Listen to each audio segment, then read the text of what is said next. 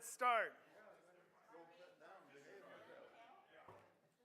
My name is Mariano, and I have an accent. If you can't understand me, it's your problem.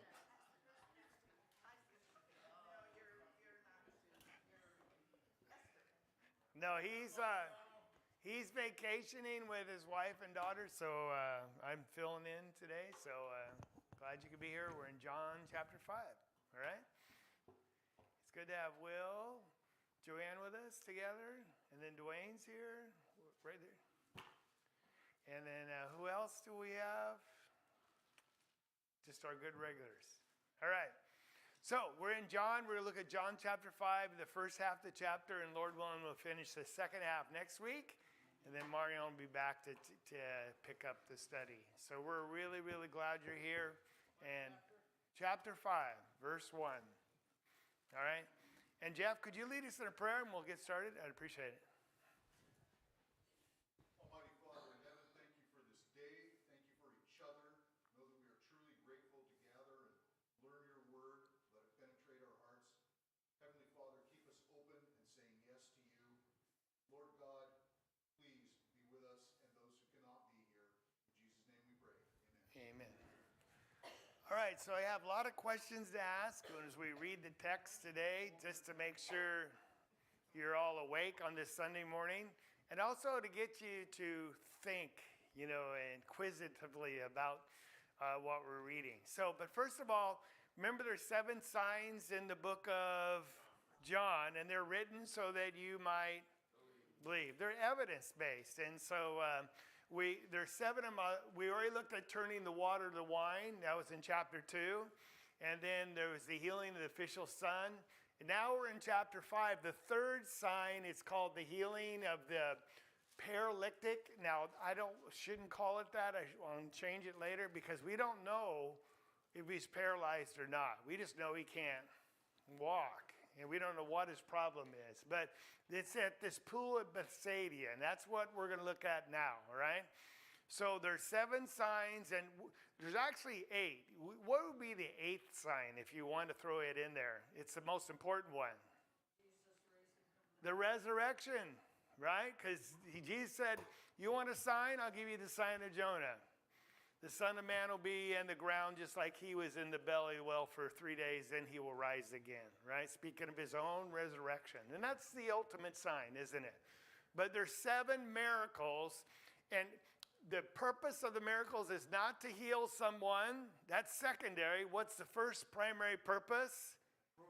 To prove that he is of God, right? And that's what we're seeing. So John chapter 1 the Word became flesh because the Word is God, right? And we beheld his glory. And see, we're seeing how glorious he is by his words that he teaches and his miracles that he performs, okay? And so truly he has to be the Son of God. So we're in John chapter 5, and we're going to just start reading. And we'll see, again, I have a lot of questions for you. After these sayings, Jesus went away to the other side. Oops, that's chapter 6. After these sayings, verse 1 of chapter 5, they start similar. There was a feast of the Jews, and Jesus went up to Jerusalem. All right? So I'm just going to stop. I got a couple questions. The first question is, why did Jesus go up to Jerusalem? Oh, you called it the Passover. Now, does it name what feast that it is? Not yet. You might just turn me just a little down. Nowhere in the text does it say which feast it was. Now, the best guess is the Passover, but it could have been the Pentecost that follows the Passover or the Feast of Booths, the Tabernacles. Now, Jews were required to go to Jerusalem for these annual feasts, right? And so would it be natural for Jesus to go up to Jerusalem? Here's another question I didn't ask on the board. Why did he go up to Jerusalem when he's up in Samaria or Galilee and he's going south? Because when you go to Eugene, are you going up or down? Down. If you're going to Bend, are you going over or up? Bend, you're going over to Bend. Right? We think of east, west, north, south. It's up, down, over, right, or left, right? But they would speak as matter of elevation because Jerusalem was elevated some 2,000, 2,400 feet. And so when you're north in Galilee, you have to go up to Jerusalem, even though he's going south in direction. So that's how culturally they spoke. All right, just wanted to point that out. So he's going up there as his habit was, because there's many times he goes to Jerusalem, right? In fact, the last time is when he actually dies, and that will be his triumphal entry into Jerusalem. Now in Jerusalem, by the Sheep's Gate, there were 12 gates around Jerusalem, the walls. There was this pool called Bethsaida, and it had 5 porticos. What's a portico?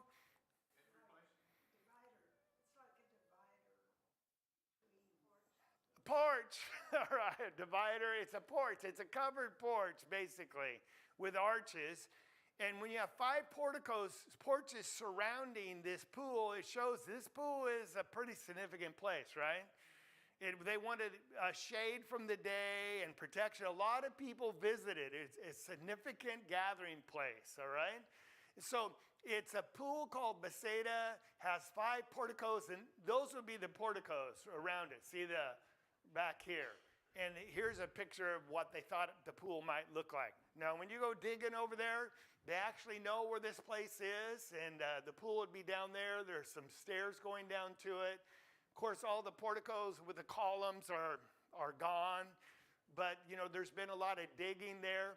And so if this is the temple over here, and that'd be the temple building, we're looking north. It's in this area, north of the temple, where this pool of Bethsaida was. And so if I say, hey, I'll meet you at the Moda Center, does everyone know where that is, right? It's one of those significant places that was part of their culture and their society. And so that's where all this event is going to take place. Now, is there going to be an audience? Yeah, I mean, this is a popular place. There's going to be an audience, and that's important to note, okay?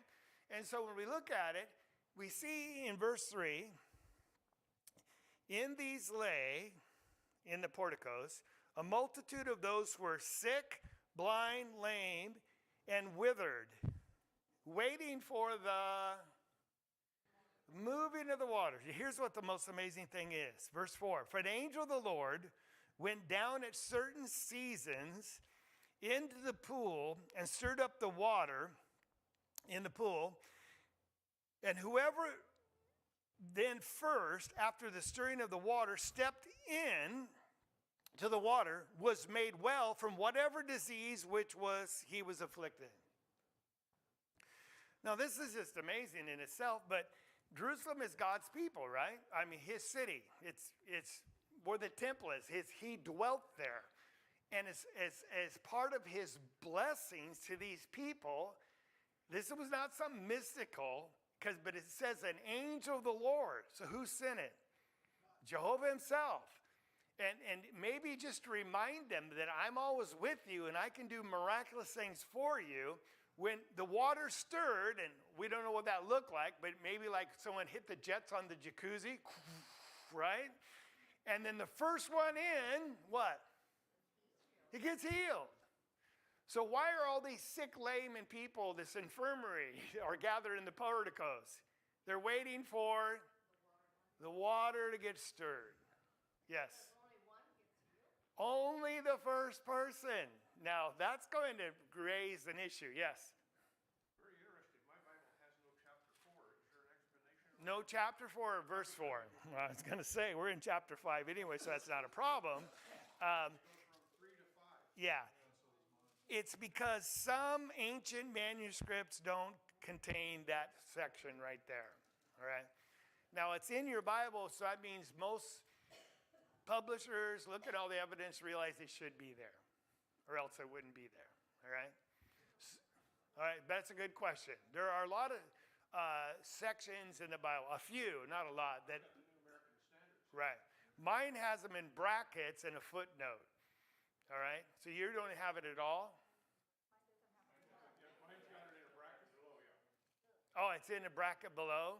Yeah, but it's Small print. all right. But they didn't put it in the body of text. All right.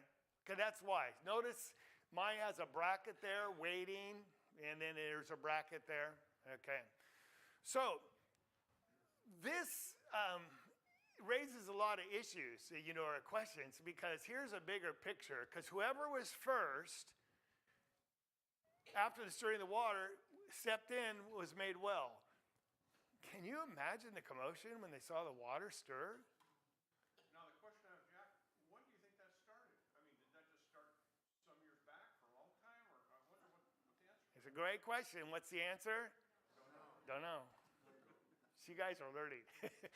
I mean, it's a great question, but we don't know how long it's been going on, but it's been going on. Some event started or whatever? Yeah. But can you imagine the commotion? And if you had legs, you're pushing the other people out of the way and jumping in, right? And the other people, no. And, maybe there's a front row seat, the first step in, and it's everyone sitting there just to be first in, right? This is very dramatic, and there's a lot at stake here. If you've been sick of something, then you can get healed just that quickly. And they've been waiting for months because they don't know when the stirring's going to happen, right? So just think of the drama that's going on here, and Jesus is going to walk on this scene, okay? You with me? Because you got to put yourself, this is a real event that happened, okay? Yes? Even today, there are people that believe in the cleansing of their bodies in the water. Yes. In India, they do it. Yes. In Japan, Yeah. when we were in Japan, before you went to see the temple, they had an area where you would cleanse yourself. Yeah. So, this has been going on for centuries. Yes. The belief that water Yeah. will cleanse you. But this actually did heal them. There's no doubt about it, right? And again, we see this theme of water. John the Baptist baptized in water for the forgiveness of sins. And Jesus said to the woman at the well, I'm going to give you what? Living water. There's this constant theme of water. You get in the water and you're cleansed. That's what's happening here. We get what? In the water, and we're cured of all our sins, right? So there's this theme throughout Scripture. They are just picking up on that and, mystically, give it some kind of power that it doesn't have, right? So here, assuming verse 4 is in there, what made the water powerful? The angel of the Lord, the God did, right? It wasn't the water. It was when the water was stirred that you got in, you were healed, okay? So I just want you to see that. So verse 5, we just have this simple statement. A man was there who had been ill for 38 years. Now, I have some questions for you because we like questions, right? What was this man's illness? Read all through the text. It doesn't say. Well, that's a good point because he says, I had no one to carry me in, so he couldn't walk. So is he an amputee? Was he paralyzed? Could have been. And that's why they call it the miracle of the paralytic, that he was paralyzed. But it was something that was disabilitating, that he couldn't get up and walk. And it says that he's laying on a pallet. Now, a pallet, I'll just define it since I brought it up here. And some of your King James says his bed. And so later he picks up his bed, and there's pictures of him carrying a big box-like frame on his back. No, the pallet is just a mat or something you would lay on. It's not the word that they would use for it in the Greek. And pallet's not a good translation for us because we think of wood pallets, right? But it was just something to lay on that would give him some kind of comfort from the hard stone, all right? So he's been laying there, and the word asthenia means without, he's weak. He's just weak. He just can't get up. And so we don't know what his illness was. But how long has he been sick with it? 38 years. That's a long time. Yes, before Christ was born. Good point. I didn't even think of that. Before Christ was born, he'd been suffering with this. So I'm pushing 70. Not there yet. I'm not as old as my friend David.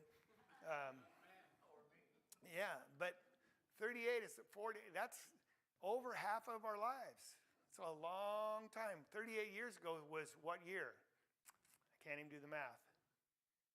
40 from 20 is 85. It was 87, 1987. It was a different world back then, wasn't it? Well, that guy could have been 38 years old. It could have been from birth, is what you're saying? Yeah. Could have been. Could have been an accident. We don't know. All right? But this is a long time. Now, was he waiting there the whole time for 38 years? We don't know that. Don't say that. He said just been ill. He just been ill. So I'm asking these questions so you don't read too much into it, but you just get what it's saying. The point is, this guy can't walk, and he's waiting to get in the water when the angel stirs it so he can be healed and walk again, right? Whatever his illness is. And so Jesus has the audacity to come up to him and ask him a question. But this guy, does he expect to be healed today? No. He has no expectation unless the water gets stirred and he can get in there. But I don't even know why he's waiting, because it's happened before. As we're going to see, he never gets in there first. And so why is he still there? I guess he has nothing else to do. Yes. He said, as I was going, somebody got in ahead of me. Yeah, that's what he says, all right? And so does he have faith in Jesus to be healed? Well, he doesn't even know. He doesn't even know who Jesus is. He doesn't even know who Jesus is. He said, well, how do you know that? Because when he's carrying his pallet, they ask him, who told you you could carry the pallet? He said, I don't know who it was, because he didn't know it was Jesus. So this guy has been waiting 38 years. He has no expectation of being healed. He's waiting to get in the water, but there's really not any hope that's going to happen. And Jesus comes up to him. He's going to ask him the most amazing question. Yes? Don't you wonder why, if it was this multitude there, why he was the one Jesus selected? And I know you're going to say, we don't know. But, you know, why him? Well, why him is a good question. And probably because of his circumstance, it made the miracle, the sign, more significant. I guess it's the only thing we could assume. Yeah, it's a good question, though. Yeah. Hey, so we're in chapter 5 of John, and now we're verse 6. When Jesus saw him lying there and knew he had been there a long time in that condition, was that all the 38 years? We don't know, but a long time. He said to him, and what's the question? Do you want to get well? I mean, there's several ways you can react to this question. Like, duh. Of course I do. But is that why Jesus is asking it? He knows that. He knows the desires of his heart. He knows what he's been through. Yeah? Because he is God, he understands everything about us. He has foreknowledge. He knows even what he's thinking. So how could the guy react then? Like, why are you asking me that? What do you think I'm sitting here for a long time? He didn't even answer the question. That's a good point. He answers it in a roundabout way, but he doesn't actually in the affirmative, right? But the guy could have taken offense. Like, what do you mean? Do I want to go well? What do you think I'm doing here? Is that right? Explanation why he didn't get in there. In fact, that's probably sets the tone for this. Like I said, the sick man said, sir, I have no one to put me in the pool. Now that tells you what about his condition? He cannot get in on his own. Exactly. All right? It requires someone who is physically able, not sick, to throw him in the pool, right? And I would say, throw him in, just get in quick, because whoever's in first. So I have no one to put me in the pool when the water's stirred up, but when I'm coming, another one steps before me. So can you imagine the dismay and the brokenness? Like it's stirring and the guy's carrying him and he's almost there and he's going to be cured and poof, someone gets in right before him. Do you think that's happened more than once? And just the letdown emotionally, I was so close. So I'm trying to build up the emotion because this is a real life thing, right? Yes. One thing also is being paralyzed back then, it's a whole different story than being paralyzed today. Yeah. Today we have wheelchairs. Oh, good point. We have all these conveniences to help people who have disabilities. That's right. You were on your own. That's right. Yeah. So there's a lot going on here with this scenario, but I love the scripture when God talks, he just gives it just the facts and you have to fill in the details. He didn't like elaborate on it all because then it would kind of lend it to a fictional account. It's just, here's the facts. And when you see the facts for what they are, you know, they're kind of stirring, all right? No pun there, stirring water. He's not thinking of any possibility that he's going to get cured. No, because he didn't know Jesus is. That's right. He doesn't even know he is. So, Jesus asked him a question, do you want to get healed? And he said, well, of course I do, is basically his answer. And so verse 8, Jesus said to him, arise, take up your pallet, and walk. Now, when people are begging on the street, sometimes people do kind of, they're trying to be funny, but they do cruel things, like just playing with people, you know, and I mean, you know, you've probably seen it, just making jokes about people, especially when they're blind or something. It's interesting. Is Jesus, could he be perceived as mocking him? Like, get up and walk. Pick up your pallet and walk. And we know that's not the case because that's not what Jesus' intention is. And the man doesn't take it that way because what does it say in the verse? The man became. So what is going on physically when it says immediately he became well? What's going on physically in his body? What is he feeling? Well, when Jesus says, get up, pick up your pallet, the healing has already begun. And so he feels something happening and he's now obeying the command. All right, but so what's he feeling physically? Strength. This is renewed strength in his legs, his muscles, and I don't even know what it was because we don't know what the illness was, but something's happening physically, biologically, that he's being restored. So not only after sitting there 38 years has his muscles atrophied, right? You can't even walk if you've been out that long because you don't have the coordination, the skills to do it anymore. He is strengthened so completely that he gets up, picks up his pallet and begins to walk.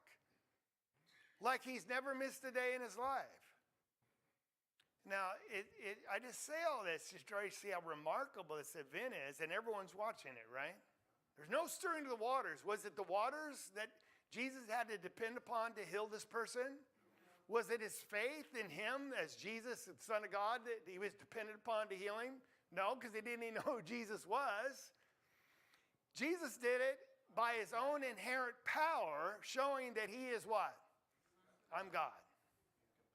There's only way that you could do something like this. And it's an amazing sign, but yet it's so simple. He said, okay, just get up and walk. No hocus pocus, not a lot of pronouncement, just no blaring of trumpets and, build up. Just says, pick up your pallet and walk. The guy gets up and walks. Yes.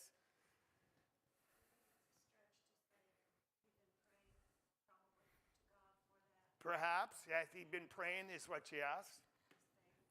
Could be. And it goes back why this man Jesus picked. Don't know. Maybe because he was praying. We just don't know, right?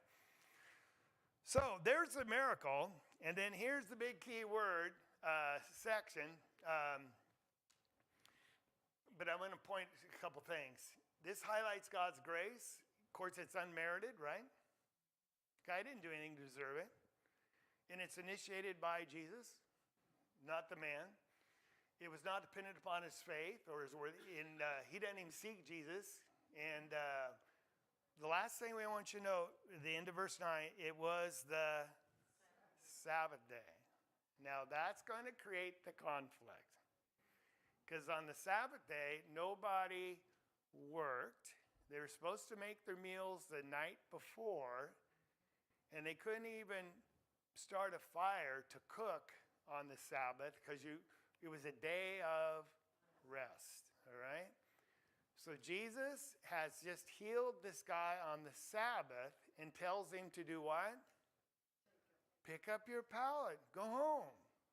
So, hey, he's done that, and that's this mat again. It's not a big bed or a pallet of wood. It's just a mat rolled up, maybe like a sling over his arm with a rope around it.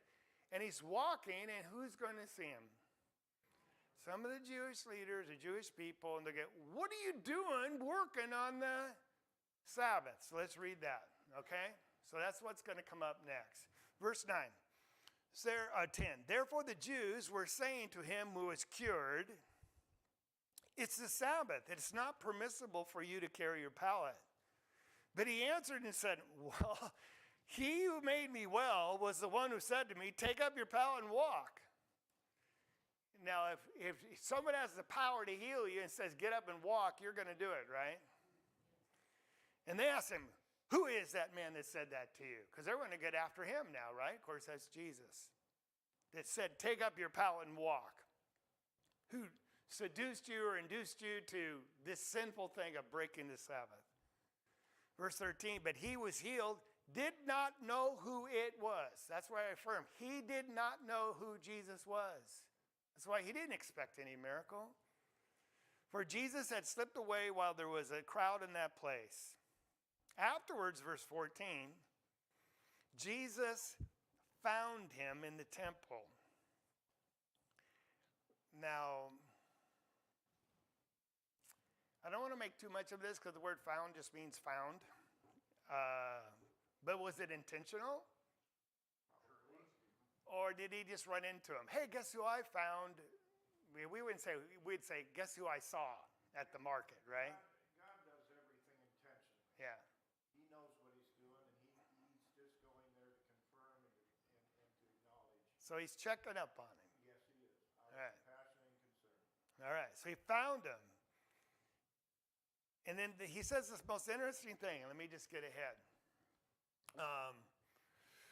As we just get there, Exodus chapter 20, we're going to look at that in a little bit. It just says, don't work on the Sabbath. That's how you keep the Sabbath. Jeremiah says you're not supposed to carry any load, like you're doing commerce or you're moving a house, carrying a load.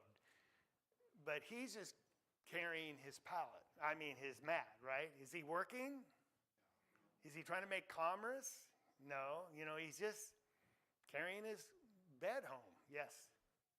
Well, as I was reading this, I went back to Exodus, where God gave all the commandments Yes. to Moses.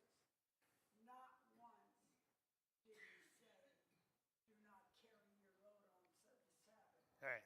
There were only specific things that they could not do Right. on the Sabbath. But over the hundreds of years, Yes. many, many rules were put upon And we're going to take a look at that, what she just said. So put that in your brain.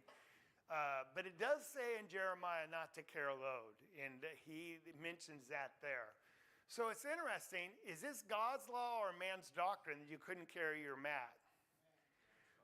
So they had something called the Mishnah, and it was the oral writing or the teachings of the rabbis throughout the hundreds of years. And they're going to ask, like, when God says honor your father and mother, well, here's how you do it, all right? When God says don't work on the Sabbath, what is work? And so they sit around just contemplating, what is work?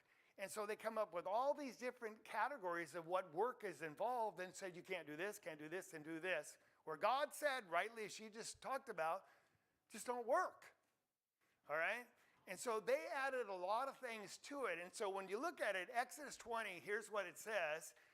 The seventh day is the Sabbath of the Lord your God. On it you shall not do any work. Your son, your daughter, male or female slave, or your cattle, or your resident who stays with you.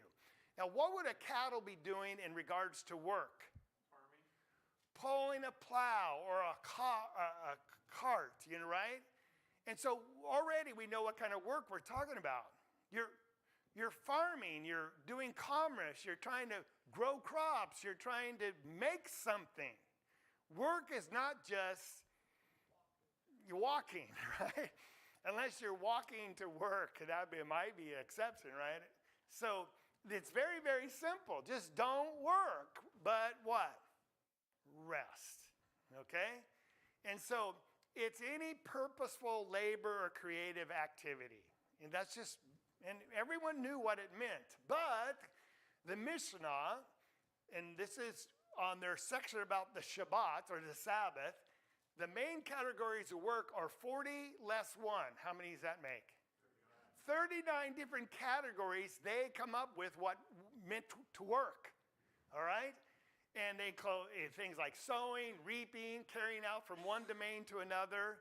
And so when it comes to section 10, verse number 3, he who carries anything in his right hand or his left hand or in his bosom or on his shoulder is culpable, for this is the manner of carrying the children of Kohath. But if on the back of his hand he carries something, or on his foot, or with his mouth, or with his elbow, or in his ear, or on his hair, or on his purse, that's not culpable. It's not work.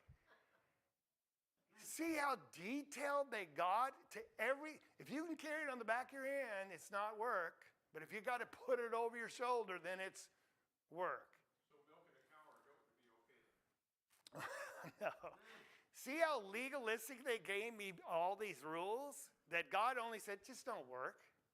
And they broke it down to 39 different categories, and then they talked about each category. So that's why they came to him and said, what are you doing carrying your mat? He said, well, the one who healed me, they don't even concern themselves. You were healed?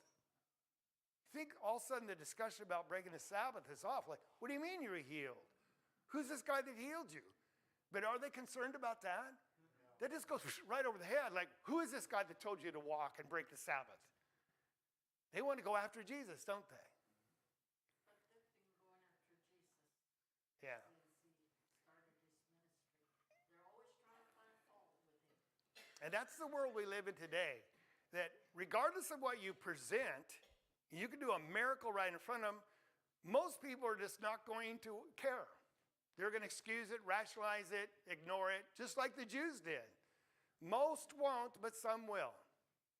And that's why we beat our heads sometimes trying to convince people, and they don't want to listen, and we think something's wrong with the message. No, the problem's not with the message or with Jesus. The problem is with their heart. Yes. Well, and Jesus knew full well, again, the foreknowledge that they would come after him. Oh, yeah. But he's going to prove to them that he's also the Lord of the Sabbath. And I would think it's probably intentional. He's setting this whole thing up. He's in charge, like you said. Good point. Yes. Well, in the Ten Commandments it says, remember the Sabbath to keep it holy. Is there some other spot where we get the message that we're not to pick up sticks or light a fire? That's where you do what Sonobi did. Read it and look for it. How that be your homework, because it's not there. There is about the making your meals and a fire, right? But other than that, it's just don't work. And do we know what that is? When I say, hey, don't go to work on the Saturday if it's Sabbath.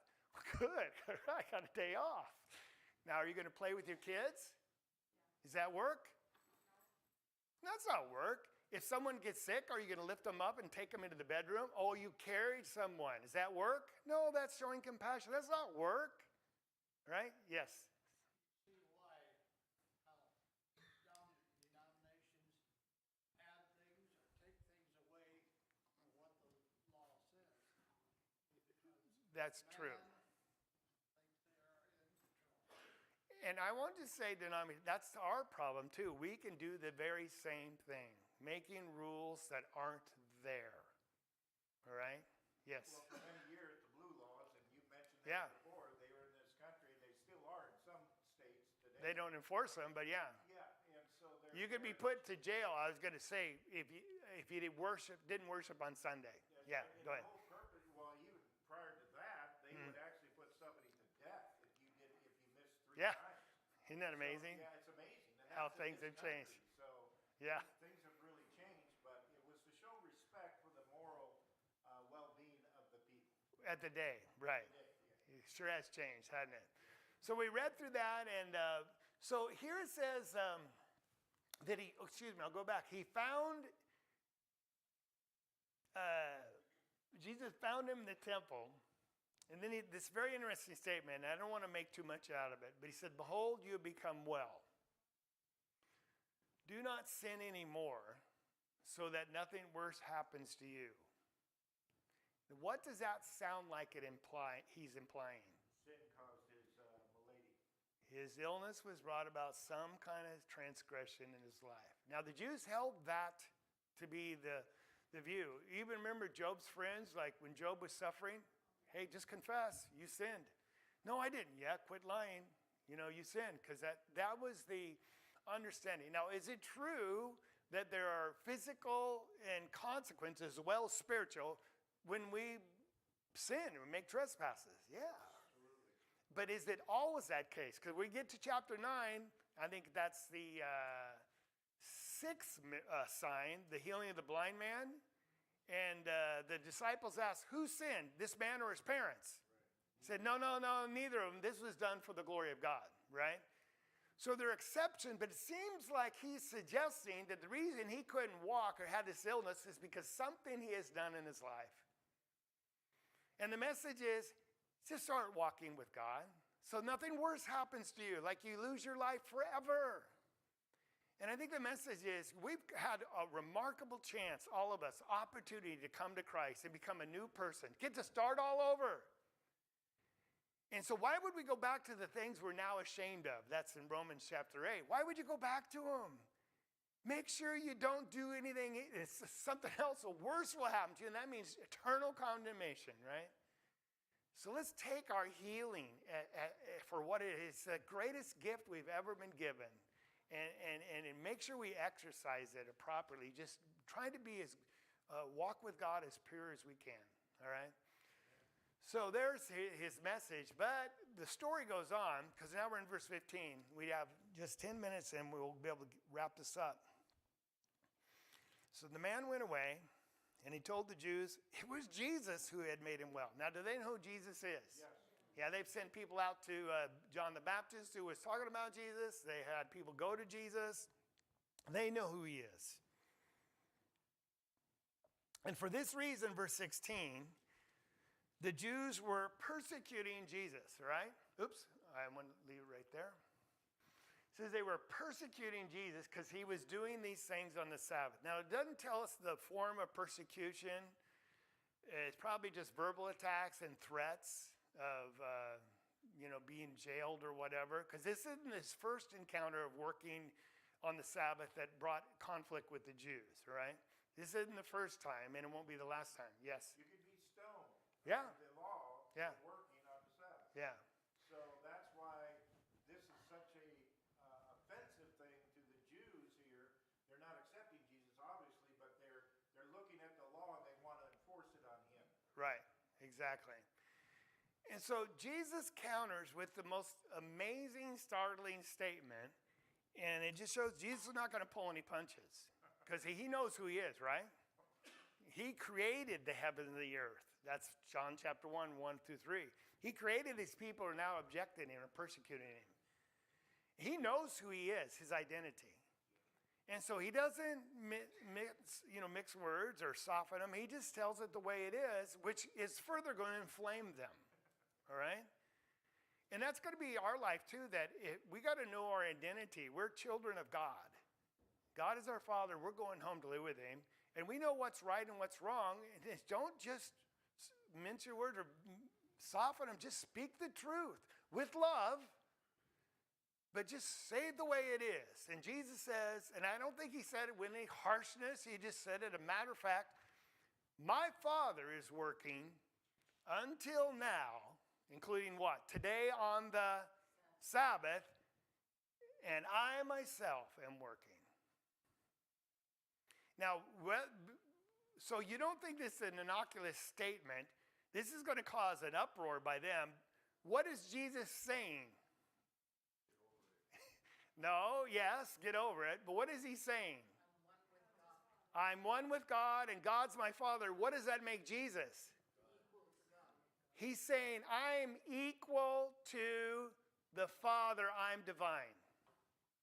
But also when he's talking about working, he's talking about something spiritual, not a physical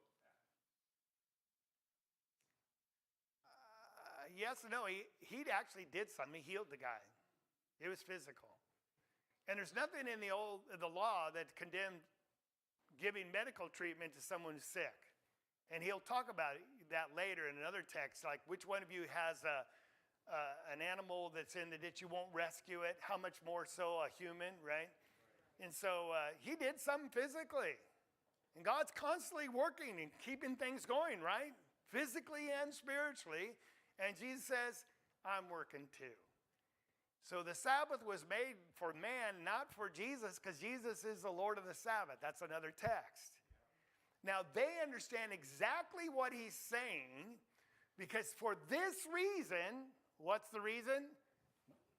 My Father's working, and so am I. He's calling God his Father, making him divine, and the Father's working excuses him from breaking the Sabbath because he's the one that commanded it. It also excuses Jesus, right? For this reason, the Jews were seeking all the more to kill him. That means they were trying to kill him before, but all the more now. Not only was he breaking the Sabbath, but he was calling God his own Father, making himself equal with God. Now, here's my questions. Did they correctly understand the answer of Jesus? I have no's and yes. That's why I'm asking the question. Why do they want to kill him? Because he claims to be equal with God. Why is that worthy of being killed when you make yourself equal to God? That's blasphemy. And what do you do with a blasphemer in the Old Testament? According to the law of God, you stone him. So let me ask the question. Are they trying to kill him? Because he made himself equal to God? That's blasphemy. Did they understand his answer correctly? Yes. Because they don't believe he is God. They think he's just a man claiming to be God, and that is. And so if Jesus is not God, he deserves to be stoned right here. You with me? He deserves to be stoned. The problem is they're ignoring the sign and the previous signs, and they'll ignore the rest of the signs that proves that he's not just a man, he is God. I love, we're not getting ahead of ourselves, but Lazarus, when he raises Lazarus, they're going, oh man, what are we doing? This man, everyone's going to believe in him. So they plot all the more to kill Jesus, and then they want to kill Lazarus. Because he's the walking, living sign that Jesus is God. So rather than believe in Lazarus, they want to kill the sign. You know, that shows a heart. Yes. But everything with the Jews, everything is about Moses' law. Moses' Yeah. law. Who gave that law? God did. Well, that's right. And it really wasn't about Moses' law. It was about their version of the law of Moses. But you're exactly right. And Jesus said, I didn't come to break the law, but to fulfill it. He's a Jew. He had to keep the law perfectly. So I just want you to see that. So they were correct in seeking to put Jesus to death if he's not God. It's all resting on the verdict. Is he divine or not? Now, just a side comment. Some people say Jesus never claimed to be God. No. John is full of claims like this. John chapter 5, John chapter 8, John chapter... Jesus claims to be divine. They want to do that because they just want to dismiss dealing with the man. I said, well, he never claimed to be God. Only Christians have done that. No. They understood he's claiming deity. That's why they want to kill him. And they're right if he's not divine. Yes. Well, he even had to explain that to his disciples as well. Yeah. The apostles said, have I been with you this long, and you don't know that I am in the Father, and the Father is in me? Yeah. That we are one? He was claiming then to be the Son of God. That's right. So one more chart I'm just going to share with you, and you got to memorize this for next week. It's called the trilemma. Aquinas talked about it. C.S. Lewis talked about it, made it more famous. But Jesus claimed to be God, didn't he? Yes. Now, there's two options. Either that claim is true or it's, if I come up and said, hey, guess what? I got an announcement. I'm not just man, Jack Hafer the man. I am actually Jesus' brother. I'm divine. And what would you think? He fell off the ladder, hit his head, right? Right? Or else then I say, well, if you're divine, do something supernatural, right? Prove it. Well, Jesus is doing it. 7 signs, right? Many more. So if it's true, what does that make him? And you're either going to accept him or reject him. Now, if it's not true, it's false, and he knew it wasn't true, what does that make him? The biggest fraud that has ever walked on this earth. Because how many people have died for Christ, followed for Christ, give away their fortunes for Christ, all for a lie? He's the biggest fraud there's ever been if it's not true. So people say, oh, he's just a good teacher. He's not God. No, good teachers don't lie about who they are. Good moral men and philosophers don't deceive people and lead them to their death based on a lie. That's not an option. Now, what if it's false, but he didn't know it's false? He really thought he was God. What would we call him?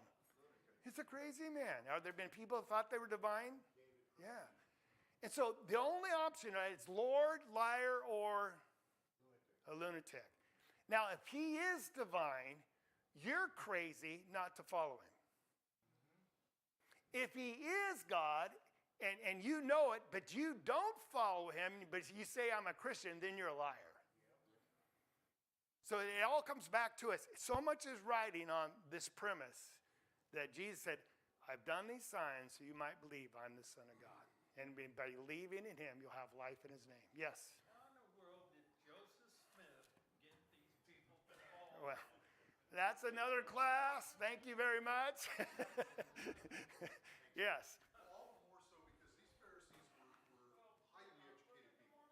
Yeah. They had top-notch education. Yeah. Yeah. That could be offered. And they were well-versed in all of the Old Testament. That's right. And so it was a willful Yeah. decision to ignore it. And also, we'll talk about it later. They had a paradigm that they were stuck in. They couldn't see Jesus because he was outside that way they thought the Messiah was going to be. And that's a challenge. And we'll talk about that too. But you make a good point. So now we're done with number 3. The next one will be the feeding the 5,000, but that'll be when Mariano gets back. We'll finish chapter 5, Lord willing, next week. Thank you.